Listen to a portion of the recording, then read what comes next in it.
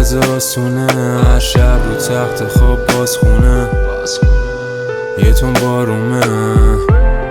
اگه برسم بهش مگه چی میشه، مگه چی میشه.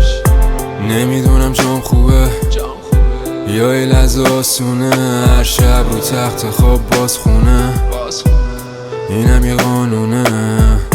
تو هم یه رو تنها میشی، میری لب رو میریزن، بعد چند مگیجی همه لحظه های چیزن. لایه همه مردم، دوتا خاطره تو طعم تلخ الکل.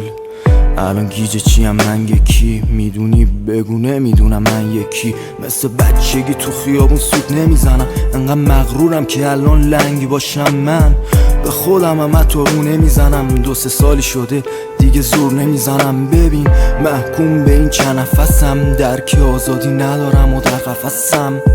تنهاییم شده عادتم، هر کی میگه چرا میگم راحتم.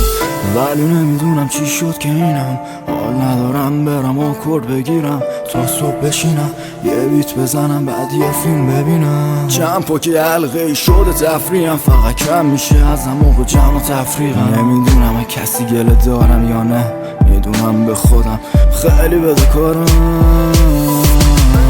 نمیدونم جام خوبه، نه نمیدونم جام خوبه یا یه لحظه آسونه، نه نمیدونم جام خوبه، نه نمیدونم جام خوبه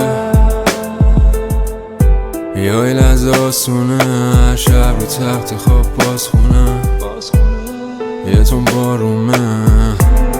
اگه برسم بهش مگه چی میشه، مگه چی میشه. نمیدونم جام خوبه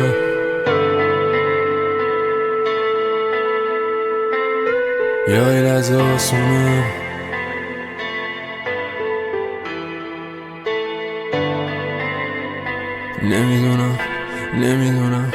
نمیدونم جام خوبه یا یه لحظه آسونه.